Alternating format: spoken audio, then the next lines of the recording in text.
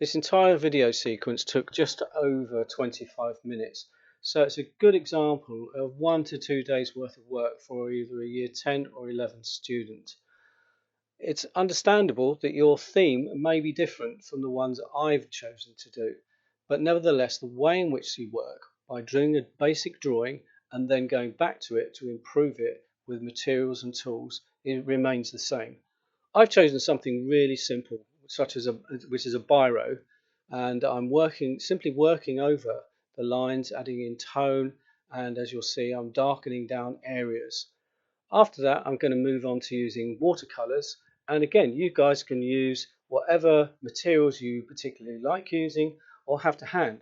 If you don't have any of those materials, then just simply stick to adding tone, but annotate.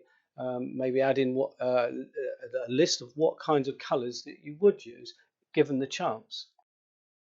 So as I've said, I'm going to be carrying on adding tone and just making the drawing look a lot more punchy. I'll then start to add in watercolour, and I'll work on the other one next to it as well to show you how I work with the watercolours.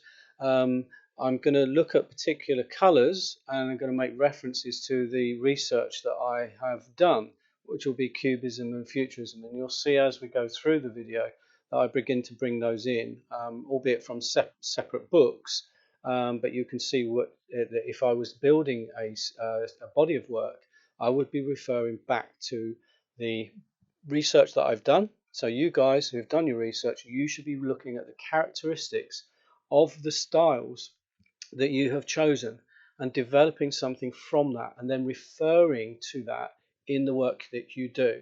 So I'm going to come back to that once we get to that point in the video. Now, just like you guys, I'm learning to work in a different way. So putting this video together, you will see that my arm's in the way of a lot of the work that I'm trying to do. It's done on my day off. So to show you that, yes, I'm still working hard to try and get content out for you guys. So apologies for the fact that the video is going in and out of focus, and that my arm is in the way of the drawing, but it's my living room and I've got my family walking around doing various things, which is also why I'm having to dub over the voiceover after the video. Otherwise you'd be hearing various different elements of conversation that should remain in my family. So anyway, what I'm trying to do is to work out the lights and darks in the drawing, and you'll see that I point to light and dark areas, and there's a kind of rhythm onto it. So, and I point to adding in an arrow to show you where the light areas and the dark areas are on the drawing. And those are the sorts of little things that you can add into the work that you're doing just to indicate the thinking. So I'm trying to work on that, and you'll see later on that I make little notes about ideas that I've got. And again, I'm going to come back to that and refer to the PowerPoint that I sent out to you, where there was a deliberate weakness in the development of my idea, and I'm going to show you how I have then corrected that and made it relevant to the work I'm doing. So it might be a heads up for some of you guys who are getting a little bit lost. So again, we'll come back to that once we get to that point.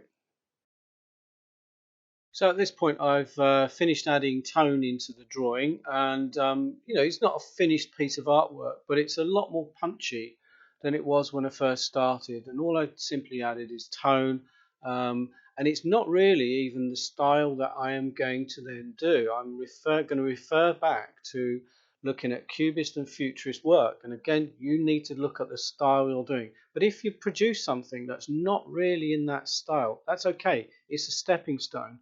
So I'm going to add colour to the next piece of work, and I'm going to go a little bit further into using non-representative colours. That's what they call it. So I'm going to use reds and greens for the rest of that picture, that painting, and then the other one down below will get that like that as well. They're not realistic, but the reason why I'm choosing those colours is because I am then going to refer back to particularly the Futurists, but also the Cubists, and say, this is why I'm using those colors. I'm changing the realistic colors to the ones that the futurists or the cubists would use. So that's a good way of doing it and changing it. And you'll see how I adapt that even more as we go on. And I'm going to mention also that I refer to another artist, Edward Paolozzi, who's not a futurist or cubist. So again, I may have started off with one particular set of influences, but I've found somebody else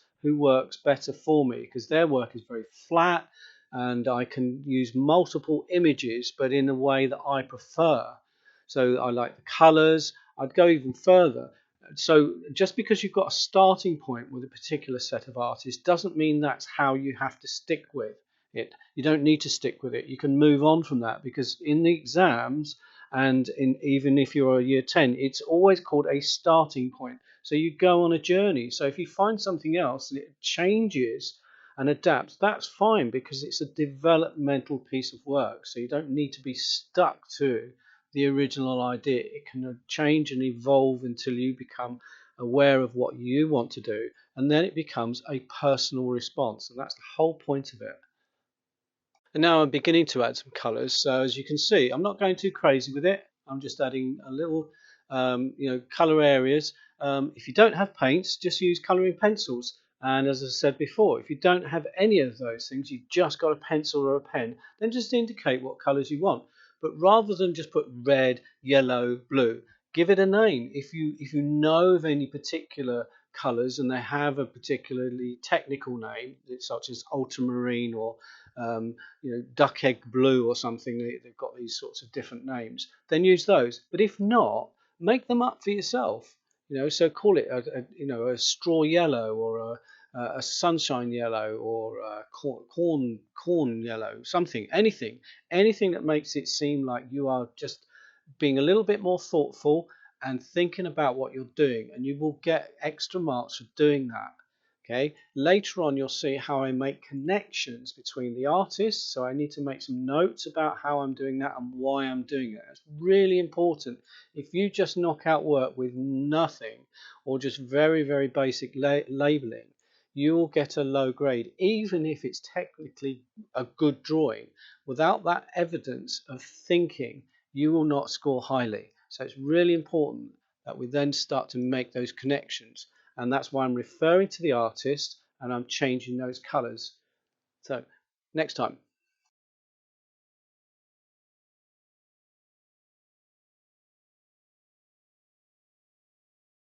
So if I was building this work as part of my GCSE coursework, on the opposite page, or the page before, I would have the images and the artwork examples that I've just indicated to on the video. So that's really important. So when somebody is looking at that and assessing, they will see a developmental process. And I would make comments and maybe even just simply draw arrows between one picture and the other. So, and then that makes a very obvious connection between one thought and another. As you're at home, and if you don't have a printer in order to do that, you could do one of two things. You could leave a space and then do that when we've got time to do it, or you could make a drawing study of the work that you're intending to use as influence. In many ways, that's a better option because it helps you to practice your skills, but it's really important then that you go on to make your own response. Otherwise, in the past, it used to be called slavish copying, and slavish copying carries very few or no marks. So it's got to be for a purpose, and then you have to have a personal response backed up by those all important annotations.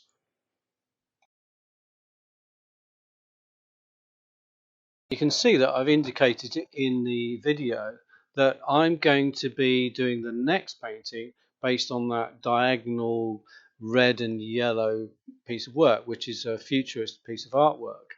So what I'm trying to do is do a stepping stone into this is the geometric and abstract approach. Again, if you're doing other work, you need to keep referring back to the original statement. So yes, you are going on a journey, but you're just checking that you haven't gone off at too much of a tangent. So go back to it. It's a bit like English, where you keep referring back to the question.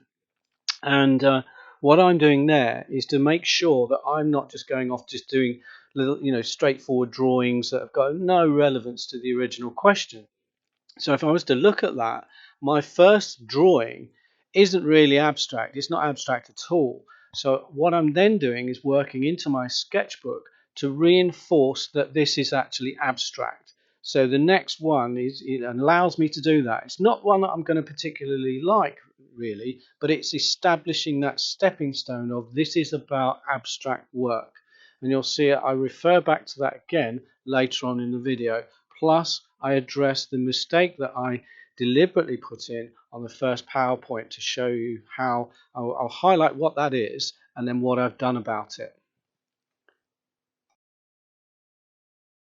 So now I've pretty much finished and gone as far as I can with the painting. So what I'm going to then do is come back to it in a few minutes. So I've left it for about 5-10 minutes just to dry off, and then as you can see, I'm starting to work over it with colouring pencils. I could use pencil or I could use pen, but I've got some nice colouring pencils that I bought for my son, so I'm using his ones because they just happen to be just lying around. So I'm going to use those, and I'm going to establish a bit more of a punchy piece of work, and I'm going to add in some darker tones as well, which is very characteristic of futurist artwork. So once again, going back to that style, I'm starting to establish that stepping stone that this is not just a straightforward observational piece of work. I'm moving towards the idea of abstract, or at least breaking up the picture space, which is very characteristic of what the futurists do.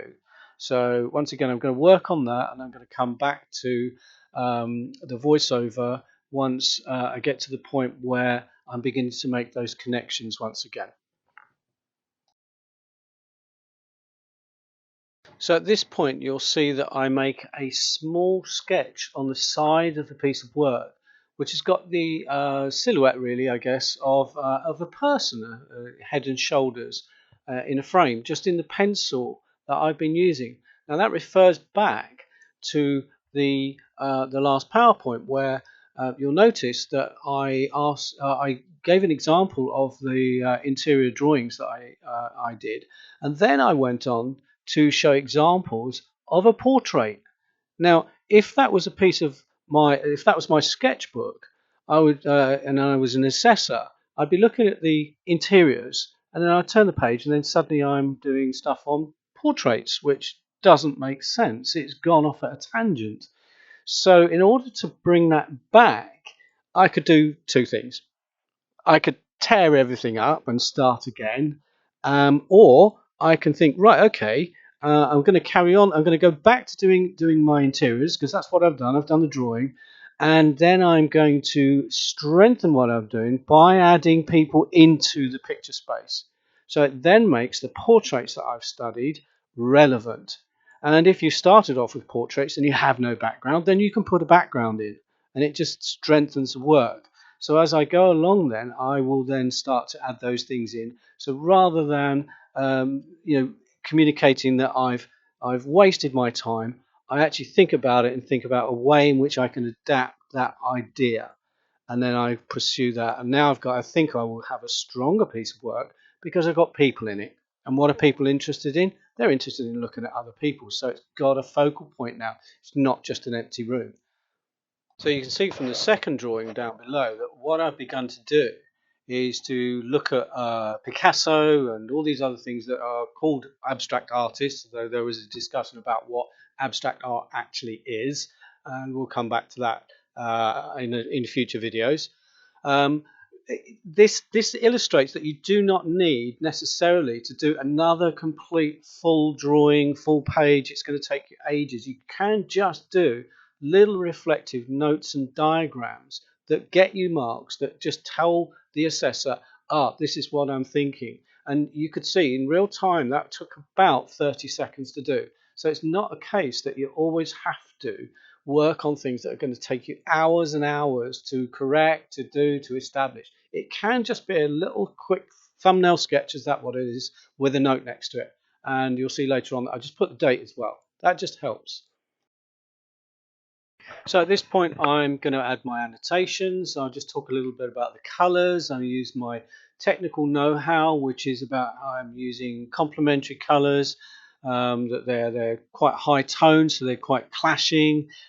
So that communicates a little bit of an angry picture. I've also made a personal comment that I'm not particularly interested in doing that. I've just done that to establish that I understand that the futurists do that. The cubists do earth colours, and neither of which I'm particularly interested in. So I'm going to change it because it's my personal outcome.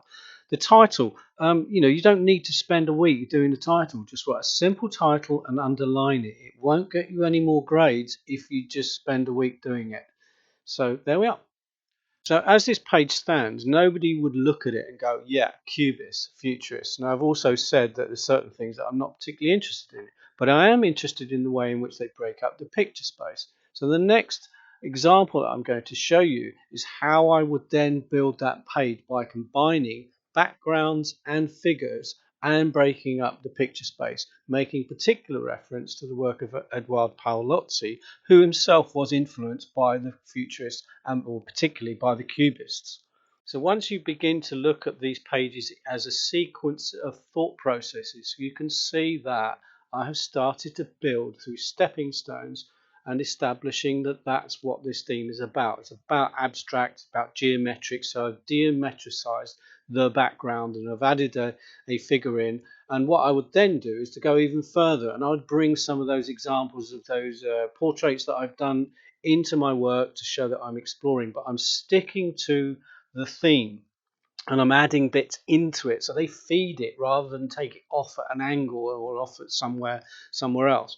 Now what you guys have got to do is to start to think about how those principles that I've tried to cover in this particular project, in this particular video, can help you to develop your own personal work. Each one of you have got a slightly different view, but you've got to see how you can work and establish things that help and reinforce and strengthen the work that you're doing. So I hope you find this video of use. The main thing is just to continue to work on what you're doing, because that is the main thing. The more you work, the better the grades you can get. So see you next time, guys.